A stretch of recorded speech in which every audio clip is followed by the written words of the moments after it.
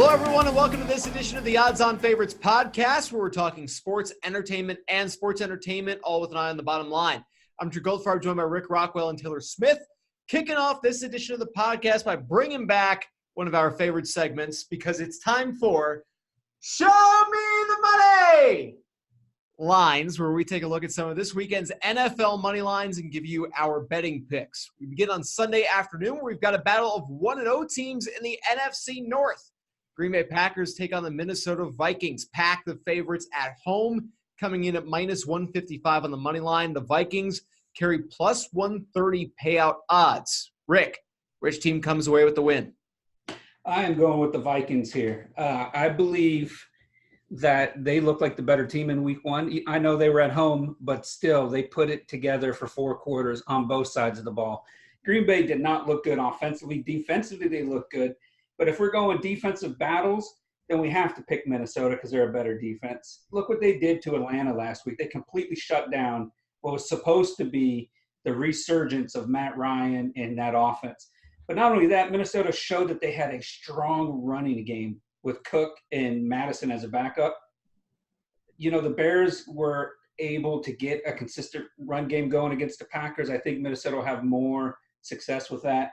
They have two really good receivers that Green Bay is going to have to match up one-on-one. Minnesota has arguably the best shutdown corner in the league, and I think he can nullify Adams, which puts more pressure on the other younger receivers. I don't even think Green Bay is going to be able to run the ball, which means it's all going to be on Rodgers' shoulders. Who knows if the line's going to hold up for four quarters. Give me the Vikings to win this game. This one was tough. I was into Minnesota before the season. Last week didn't do anything to make me think otherwise. I will take the Vikings as well, just because they did have a pretty well-rounded attack. I'm not super crazy about the notion that Kirk Cousins is going to have to throw the ball more. I think the Packers will make him beat them, as opposed to Falcons, who just let Dalvin Cook run all over him last week. But Green Bay, the offense is going to be pretty one-dimensional. I think Aaron Rodgers is capable of doing it all. I'm just not sure he's capable of doing it all against this defense. I just think Minnesota is a more well-rounded team top to bottom. If I were betting on this, I would just take the value that comes with the Vikings on the money line. Yep, I agree with you guys. I'm taking Minnesota, especially with the better than 1-to-1 payout odds. I think that they are probably the better team of the two, especially at this early stage in the season. I know that we were all picking Chicago to win a week ago against Green Bay in week one. And it's not like Green Bay was some amazing, just force to be reckoned with offensively in that game. It will be interesting to see what Minnesota's rushing attack does against the Packer defense. But I think that Minnesota's defense will be able to slow down Green Bay. And they only scored, was it 14 points last week in that game? 10. So, yeah, I mean, they're a two-score offense. Taylor's playing sounds and music on his computer again. It's officially a podcast once that happens. So, yeah, I'm taking Minnesota. I think better than 1-to-1 payout odds too really helps with that. If both teams were minus 110, there might be a little bit more value on Green Bay, but I think the value is on Minnesota this week. Also on Sunday afternoon, a rematch of last season's NFC Championship game, the New Orleans Saints battling the Los Angeles Rams. Rams, the slight favorites in LA, they post at minus 130. That compared to New Orleans plus 110 payout odds. Taylor, who are you going with? I'll take the Rams. I took Carolina to beat them last week. LA was impressive. They stopped Cam Newton pretty well.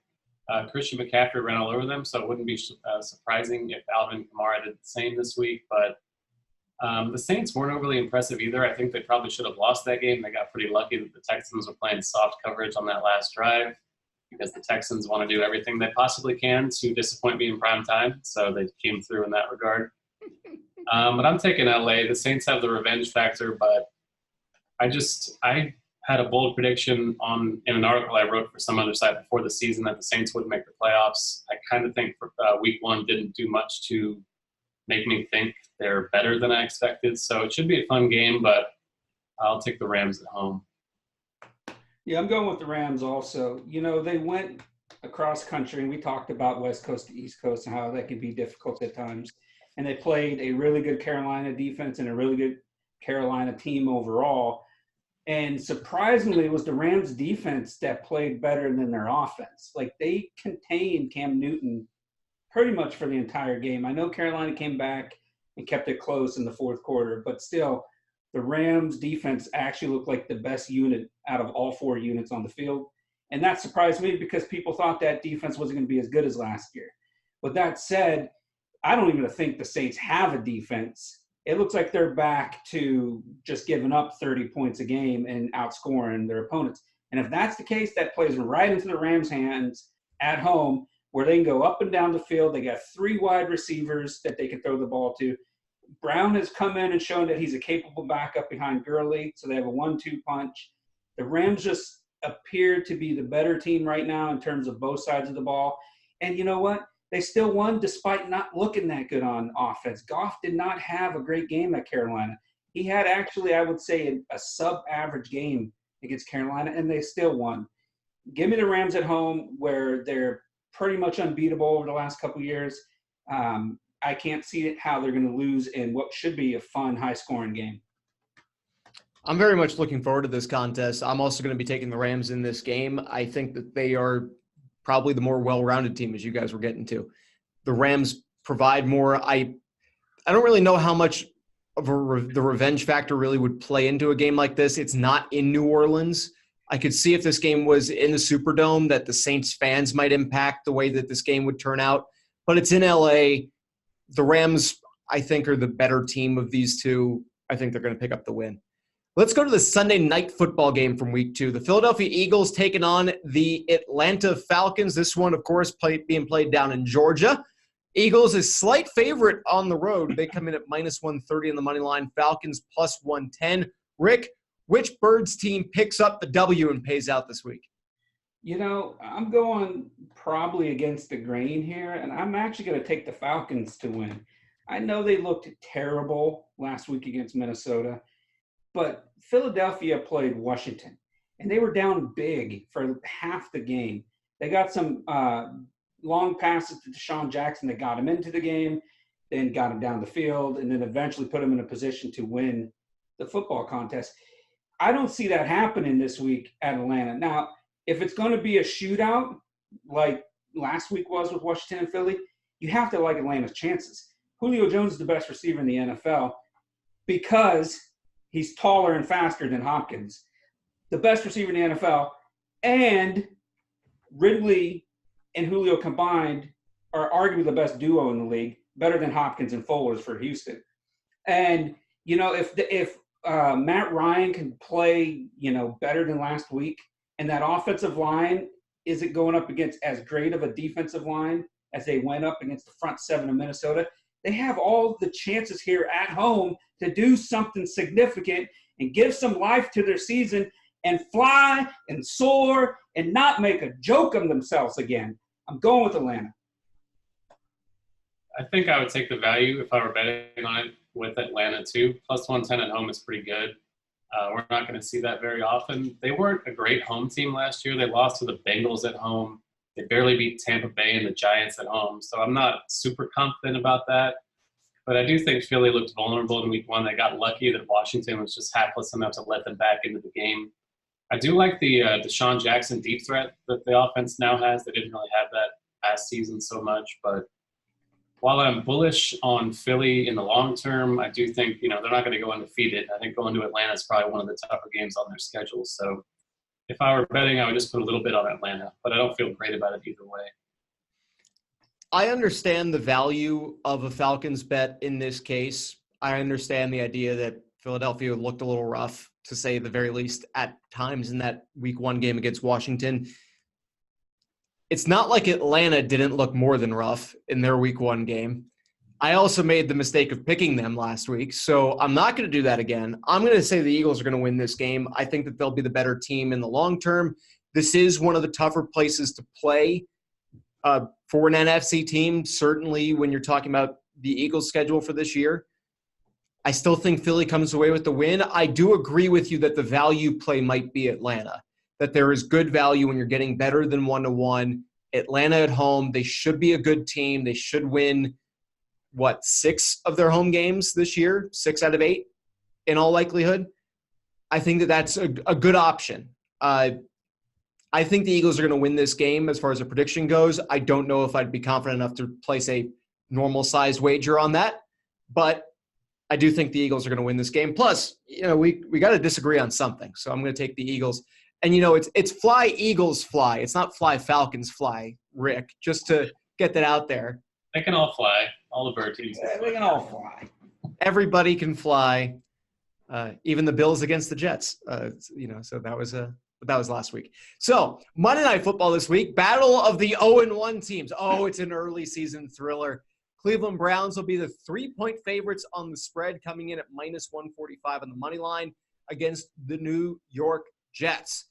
The hosting Jets worth +125 odds for a win. These odds may not have been updated since it was discovered that their star quarterback, their young quarterback, is out reportedly with mono and will be supposedly missing multiple weeks with that illness. Taylor, we know you're a Browns fan. I don't think you have to be a Browns fan to pick the Browns this week. But are you picking the Browns this week? I was fully prepared to not pick the Browns because I'm not, in fact, a Browns fan. I'm a fan of an equally bad team. But, with Darnold being out, they have to turn to Trevor Siemian, which is not great. Le'Veon Bell also has a shoulder injury. He may well miss this game. It's hard to pick the Jets even at home if they're missing their top running back and quarterback. Le'Veon Bell is really the only reason for optimism with this offense other than Darnold, if you're a believer in Darnold. So the fact that they're both potentially going to be off the field obviously tilts toward Cleveland. The odds probably reflect that more than they initially did at this point. So if the Browns are something like -160 by the time this game kicks off, I don't know if I'd want to take that. But in terms of a straight win or loss pick, you have to take Cleveland, I think. I was fully prepared to go with the Jets until Sam Darnold had to run around town and get the kissing disease, which, by the way, I had in high school. So we'll just throw that out there. With that said, yeah, I don't know if that's a good thing or a bad thing. I feel for Darnold. Okay, I feel for Sammy. Okay, I feel for Sam. I know how it can be. I know how hard it is. With that said, I can't see the Jets winning. That defense played great last week versus Buffalo, but they proved that not even a great defensive performance can win a game if their offense can't do much, because Buffalo came back and won that, by the way. And I just don't see Cleveland putting up two stinkers in a row. They have too much talent on the offense to play that bad again.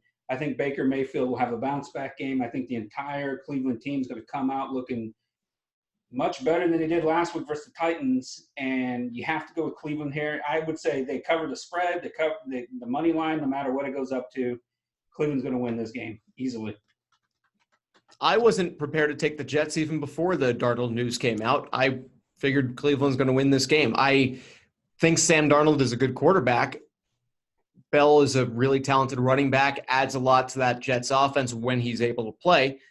But I know that week one was a horror show if you're a Browns fan. They might burn the city down if the Browns lose this game against the Jets. I got to say Cleveland, too. I was going to say that ahead of time. I don't think the Jets are that good. I think the Browns are still in that 7-9 to 9-7 range, depending on how their season goes, based on week one, closer to 7-9. But we'll see. There is a prop bet that's available on BetOnline that we need to touch on really quick. Will the Miami Dolphins have the first overall pick in the 2020 NFL Draft?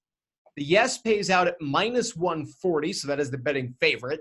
And the no is even money, +100. Rick, the yes still has to be the better play here, right?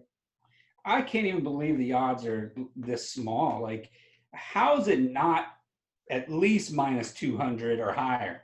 The Dolphins are Drew, I'm sorry, man. I'm sorry. I love you. But the Dolphins are the worst team I've seen in the NFL since the winless Detroit Lions. I know it. They're horrible. They gutted that team. Not even Fitzmagic has enough magic to get that team to more than 2 wins. Like, I don't even see them getting to 2 wins. They'd be lucky to get 1.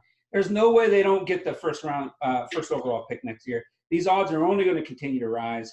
Get on it now, because if you look at the landscape of the league, even with the Jets without Darnold, when he comes back halfway through the season, they'll win multiple games. there's nobody, even Arizona, they got a tie. That'll still be better than the Miami's record. Like, there's no team in the NFL that's going to be as bad as Miami. Sorry, man. Yeah, I would think being in the AFC East might help them, but I don't think it actually will. Like, that division sucks, but they suck so much that they just – like, it's hard to imagine them winning a game. I know the one game is kind of tainting our view a little bit. When they lose by 49 points, it's hard to think they could ever win a game. They'll come close at some point. I'm not sure what their schedule looks like outside of the division, but, you know, there will be some weeks where it's like, oh, Miami could win this game, kind of like the Browns a couple of years ago, and then they just will probably fall flat in the end. So, yeah, I think you still have to take yes here just because there's really no other team that grades out quite as poorly. Like, you have Cincinnati, who almost, you know, ekes their way into a random win in Seattle last week.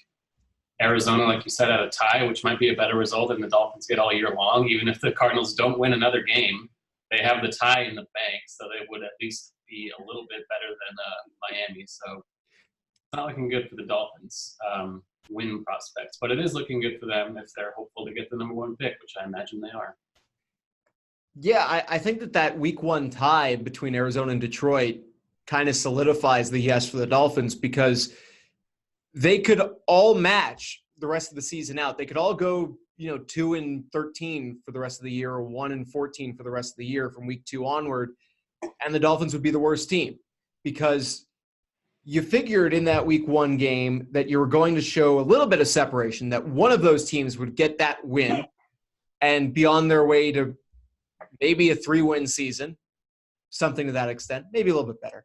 But at the very least, one was going to have a win. One was still in the running to go 0-16 if they were that terrible. But neither is at this point. Neither can go 0-16. And the Dolphins just have to be as bad as the Cardinals or the Lions the rest of the year, assuming Cincinnati actually ends up getting a couple wins and a couple of other teams here and there. The only thing that I could really see where the Dolphins would not have the first overall pick is if Darnold and Bell end up missing a ton of time to the point that the Dolphins are able to record 2 wins against the Jets. Because that's the only way that I really see it happening, is that they would have to own the tiebreaker with the team that would be equally terrible. And that's the only way I see that happening, and I don't see that happening. So, the Dolphins, who are traditionally terrible at drafting, are going to hold the first overall pick, and I, as a Dolphins fan, well, I'm just moving on to college, I guess, or to college football or to the NHL or NBA or something. MLB playoffs are coming up. But before we get on to any of that kind of stuff, let's move to a quick segment that we're calling Picking Favorites, where we look at the games involving our favorite teams. All 3 of us have made picks for all 3 of these games, which we'll show you in just a minute. But I figure what we can each do is break down our favorite team's game for this weekend and say whether we think they're going to win or whether they're going to lose. Sound good? All right. Okay. So for me, as we just got into, that's the Miami Dolphins, who are 19.5-point underdogs at home against New England this week. And this is basically my feeling. If that spread becomes 24 points between now and Sunday, I'd still take it. I'd still take New England minus the points. The Dolphins lost by 49 to the Baltimore Ravens, who is a team that I think might contend for a playoff spot. And I was thrilled that it wasn't a worse defeat. That's basically the approach I took to that. I was like, oh, hey, they lost by less than 50. Isn't that awesome? This is the New England Patriots. It is a team that the Dolphins have had some success against down in years past, where they randomly win a game. They either debut the Wildcat against them and pull away a victory. Tom Brady tries to throw with his left hand for the 3rd time in 3 weeks, and it goes awry, and it's returned for a touchdown. Or Rob Gronkowski face plants at the 1-yard line, and the Dolphins score on the Miami Miracle like happened a year ago. I don't see that happening this year, even with all of the drama and the craziness going on with the Antonio Brown situation, with him being signed, all the baggage he brought from Oakland, the lawsuit that is now pending against him as of this recording, whether we don't know if he's going to be playing or if he's going to be on an exempt list or what. All of that, they're still the New England Patriots. They're not going to lose to Miami in week 2 when the Dolphins lost by 49 points to Baltimore. Take the Patriots to win straight up. I'd say take the Patriots minus however many points they want to take away. This is a team that I would go and give the book a few extra points on top of their line to get better payout odds than that. This is one of those games because I don't see New England winning by any less than 28 at this point. But that's just me. Taylor's favorite team is the Houston Texans, who are favored by 8.5 points this weekend against the Jacksonville Jaguars, who, of course, have a new quarterback at the helm. Taylor, break it down for us and give us your pick for this game. So the Texans should be 1-0. They played pretty well last week in New Orleans. Obviously came up short at the buzzer, but they get Jacksonville this week. Jacksonville lost Nick Foles, of course, to the broken collarbone, which means Gardner Minshew is now their quarterback. Raise your hand if you'd heard of him before last week. Of course, Rick will raise his hand. But anyway, the point stands that I think you're on mute or something. But Texans are going to win this game. They have an explosive offense, as we saw last week. They were able to keep up with New Orleans for pretty much the full 60 minutes. Jacksonville is certainly not a high-octane offense. The defense should be good. It didn't look great last week against Kansas City, but the Chiefs have a way of doing that to teams. Texans are at home this week. I feel pretty good about it. I would take the Texans and the points. Finally, for Rick, his favorite would be the Buffalo Bills, who are circling the wagons and visiting the New York Giants. Bills favored by 1.5 points. Really small spread this week. Rick, which New York team comes with the win? The one based in New York or the one based in New Jersey? First of all, Buffalo's the only New York team in the NFL. Let's make that clear. Let's get that straight. Second of all, who hasn't heard of Minshew in the stash? He was a stud at Washington State. Third of all, 1.5 points. Are you kidding me? Did you see what the Giants lost by? They were terrible. They have no defense. And their offensive line, once again, showed that, they're average at best. They have Saquon Barkley, and that's it. If Manning gets enough time to throw the ball to Ingram, that's about all he's going to be able to accomplish. He had decent stats, but Buffalo's defense showed last week how I've been saying this all off season. I've been saying it on the podcast. Buffalo's going to have one of the best defenses in the NFL. They proved it last week.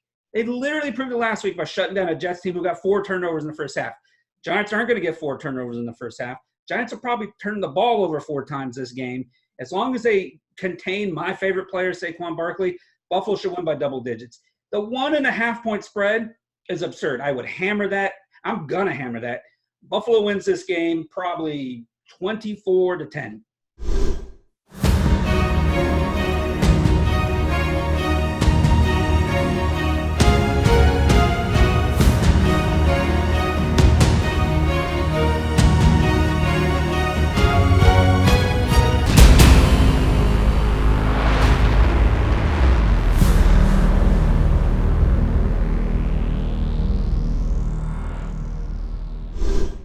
Jumping over to college football, it's now week 3. Taylor and I, along with Jim Baviglia, provide plenty of college football betting picks each and every week in our show, Power 5 Picks.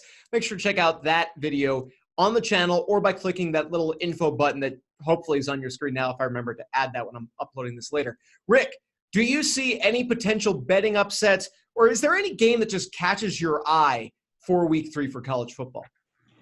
For me, I guess this is more personal than general. Penn State versus Pitt is a big rivalry for both football programs. And those of us who actually grew up in Pennsylvania or have spent time there, who went to Penn State or who went to Pitt, this is a big game. This used to be one of the biggest games each and every year. They've played over 100 times. And, Penn State has the edge in the series. Penn State looks like the better team this year. Their new players at quarterback, running back, receivers, all these young kids stepping in for more experienced, successful players like Trace McSorley last year and Sanders last year and stuff. They actually looked good last week in their game. I know it was against a powder puff team, and Pitt isn't a powder puff team. Pitt isn't going to be a walkover, not going to be a cupcake. This should be a tough game. It should be a game that takes Penn State at least into the fourth quarter before they finally pull away, or Pitt will close the gap in the fourth quarter. Either way, it's going to be a fun game. To me, that's the one game that stands out the most because there's no top 25 ranked game this week where 2 ranked teams are playing against each other. I know there's some other potential, upsets and whatnot, but the Pitt-Penn State game sticks out the most. So 3 games that I want to touch on here that we didn't get to in Power 5 picks this week. First up, number 2 Alabama opening up SEC play against 1-1 South Carolina. Tied, favored by 25.5 points. That was at last check. Taylor, any reason to think the Gamecocks might give Bama any trouble whatsoever? No, I picked South Carolina to beat North Carolina on our show back in week 1. I learned my lesson, I think. I will not take them to beat Alabama, needless to say. South Carolina will play good football for about half a quarter, maybe a quarter and a half, and that's it. Alabama will pull away from there, win by 30 points, and South Carolina's basically their season's done. Yeah, South Carolina, I don't think they're not the team located in South Carolina that Alabama is going to be nervous about playing at some point this season. I don't think that they hang around. Even if they play well for a quarter or quarter and a half, I don't know that they're going to get more than 10 points out of that against this Bama team. Alabama is one of the best teams in the country. Best teams in the country don't have issues with teams the likes of South Carolina. They're one of those easy ones in the SEC that bulk up some stats for teams. Also kicking off at 3:30 p.m. Eastern time on Saturday, 17th ranked UCF hosting Stanford. Good to see a solid Power 5 program that's willing to travel to Orlando for a game. How about that for Stanford? A little clap for the Cardinal for doing that. Knights favored by 7.5 over the Cardinal. Rick, what can UCF do in this game to prove that they belong in the national discussion? Because they don't have a lot of opportunities to be on that national television, national scale, to get that attention, to maybe boost themselves up in the rankings if they go 12-0. They have to hope for a blowout, because what Stanford did by losing last weekend, that really hurt UCF this weekend. Stanford didn't look good in week 1 against Northwestern. They lost to USC. Here comes a game across country at UCF. UCF was really hoping that Stanford be undefeated, so that boosts their rankings, their value, down the road and stuff like that. They got to hope for a blowout. They got to win by more than Alabama beat South Carolina. If they can do that, then that really shows okay, you know what? Even an average Stanford team couldn't hang with this powerful UCF team. Yeah, the blowout's really the best thing they could possibly hope for, just because Stanford has looked pretty underwhelming so far, and now they might still have the backup quarterback in there again this week. I picked Stanford, of course, last week to beat USC straight up. They looked good for a while before it came cratering down in the second half. So, yeah, it's not ideal for UCF that the big school in their schedule actually might suck, but them's the breaks, I guess. UCF needs to blow them out. Otherwise, I don't think people are going to be that impressed. Yeah, they've got to have a statement game. I am one of those proponents of having a team like UCF be able to make the college football playoff if they go undefeated, or if they are truly an up-there team. We know that it's not usually the case. It has never been the case. BCS or college football playoff, schools like UCF, Boise State get disrespected regardless of what the regular season record is.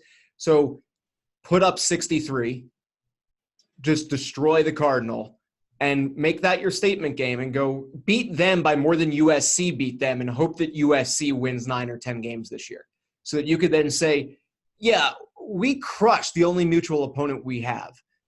We did better than USC did, and you're talking about letting a Pac-12 team in. You've got to consider UCF. Hopefully, we'll see what the Knights can do in that kind of situation. Finally, we got to talk about my Noles, because I want to talk about my Noles. Florida State is 1-1 after barely losing to Boise State in week 1 and barely holding off ULM in week 2. They'll visit number 25 Virginia on Saturday. The Cavaliers favored by 7.5. Rick, is that spread too low, too high, or is it just the right amount of respect being given to both sides, since Virginia is number 25? I think it's tough. I would say if you had it at 7, you might draw even more of a betting interest. 7.5 kind of, I think people are going to lean towards Florida State a little bit more. I think it's going to draw enough betting action for both sides. I think it's close to enough respect for both sides. I think Florida State has a shot here, but it's hard to pick them based on how they look so far this season. So you would have to say Virginia is going to come out the victor. Whether they win by more than a touchdown or not, that's another story. But I think that spread is pretty good in terms of drawing enough interest on both sides.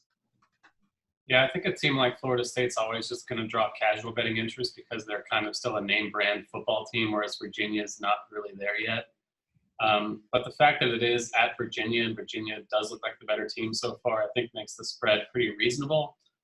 I do hesitate to take Virginia at -7.5 still, and I think that's just because you think Florida State should be decent, but they're just not that good, I guess. So I'd still take Virginia, but I think the spread looks pretty reasonable. I think so too. I would, if I'm betting on this, I would bet on Virginia to win because then I could either be right or I can be happy. So, either I get some money or I get an FSU team that looks better than I think they are.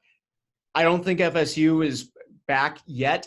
Willie Taggart, I still want to see him get another year to actually get his players in there, to get his players, reps, because most of the players, all of the players that are playing right now for the Seminoles are still recruited by Jimbo Fisher.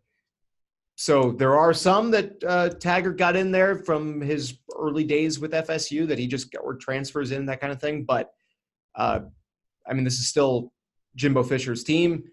I don't know that they're going to – I think they might hang with Virginia, but I think they're going to lose. And I think that a touchdown and a point is reasonable.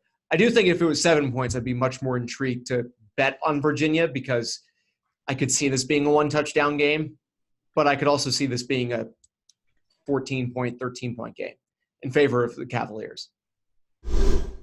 Let's talk some NASCAR. We are in the playoffs now for the Monster Energy Series. 10 races left in the year to determine a champion. The first this Sunday evening in Las Vegas. There are 16 drivers in the playoffs with Kyle Busch, Denny Hamlin, and Martin Truex Jr. as the top 3 seeds. All driving Toyotas, by the way. Rick, which driver do you expect to make a move in the standings this weekend? Hey, and all 3 are teammates, by the way. And their 4th team member, Eric Jones, is in the playoffs. Like Joe Gibbs Racing, it's like you can't even compare the other teams to them right now. Only Team Penske can compare because they have Logano and Keselowski, and both of them are legitimate threats to win this weekend. In fact, if we're talking just Vegas right now and not the overall playoffs, I'm actually leaning towards Team Penske. I'm leaning towards Brad Keselowski to win this race. He has 3 victories at Vegas. Over the last 8 Vegas races, his average finish is just over 3. He won this race last fall. Joey Logano won this in the spring. Keselowski's just been a stud at Vegas. He tends to do well at these more mid-range distance tracks, 1.5-mile laps. I like him this week. I'm not taking him for the overall championship, just this weekend in Vegas. I kind of like Kevin Harvick at 6-1 to win this week. Penske drivers have won each of the last 2 races here, so Joey Logano and Ryan Blaney might look like decent values. Especially Blaney is kind of a long shot, but Harvick has a decent track record here. He finished 4th in March back in March in Vegas. He won in 2018. He won in 2015. So 6-1 I think is decent value there, and that's what I would take. So, Rick, let's look overall now. Who do you see winning the Monster Energy Series championship this year? We got 10 races left. Who's standing on top at the end?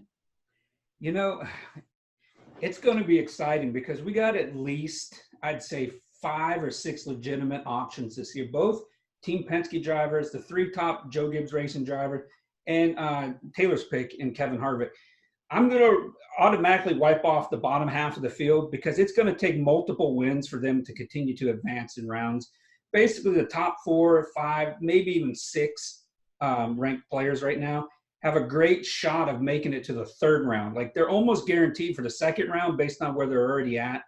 And then if you look at their track records through the tracks, Kyle Busch is one of the only, as far as I can remember, he's the only driver has won at every single one of these tracks in the playoffs, other than Charlotte's road course, which was just unveiled last year. And I believe Blaney won that one last year, which helped him to advance further in the playoffs. I'm taking Kyle Busch. I think that it's his time to bounce back. My underrated pick, under the radar pick, is Martin Truex Jr. because I think a lot of people have forgotten about him. They're talking about Hamlin and Busch at Joe Gibbs Racing. They're talking about Logano repeating.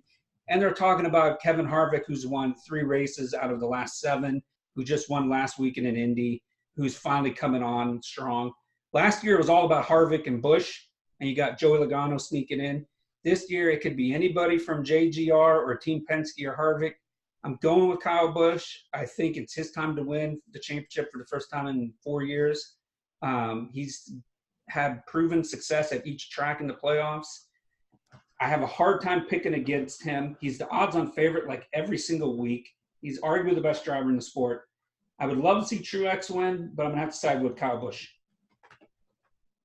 Yeah, it's hard to go against that for all the reasons you said. Plus, he's the current leader right now, so he kind of just has an inside track. So not really a pun intended there, but it came out nicely. So I'll side with Rick. I'll take Kyle Busch too. I was going to point out that pun because it was also Rick's little, track record at each of the race tracks was, it was a very punny segment. I appreciate that. Yeah. UFC is in Vancouver this weekend. Fight Night on ESPN Plus features quite the headline bout. Cowboy Donald Cerrone taking on Justin Gaethje. Gaethje, the favorite on the money line, coming in at -210 to pick up the win. Cowboy, meanwhile, a +170 underdog. Taylor, who do you like for this fight? Because we know where Rick's going already. I could just tell you who Rick's going to take just before his opponent was announced. But who do you like? I think I'm going to agree with Rick's feature pick. Cowboy's kind of a slow starter, which could give Gaethje a chance to get the upper hand a little bit early in the fight. But assuming he's not knocked out early, I think Cerrone's the stronger fighter as the fight goes on. The longer the fight goes, the bigger advantage he gets. I don't think a knockout on either side is all that likely. But I would just take the value on Cowboy. +170 is really nice for a guy with his track record. You hit it right on the head there, Taylor. He's ranked 4th as a lightweight, and Justin's ranked 5th. So he's just as credible as his opponent. Not only that, they used to be training partners many years ago, so they have some familiarity with each other. There's no real bad blood with each other. It's two professionals going in there wanting to win, and they know their opponent's strength and stuff. Cerrone, like you said, Taylor, if he can get the fight to go towards the full distance, it favors him more, because I don't think Justin's really been tested for a full 3 rounds in any of his fights. He only has 2 losses, and both of them were knockout losses. So, and then in his 20 wins, he's never really even gone to the scorecards. Like, he's finished them off pretty quickly, or we had a stoppage in one of them, whatever the case may be. Cerrone's chances are, if he can be patient and not put himself in a bad position if he's putting pressure on his opponent, or trying to make it last 3 rounds. I doubt he's going to be able to get him on the mat and hold him there, because his opponent has solid wrestling skills. It's going to be a tough fight. Odds makers, they're right in terms of having a Cowboy as the underdog. I do think he's a little bit high. Like, this is great value for him, a great return. Obviously, I'm going with Cowboy to win. Other than Uriah Faber, that's my favorite fighter. I do think the Cowboy certainly has the value for this fight. I don't think that -210 on either of these would be a money line value that I'd be looking to wager on.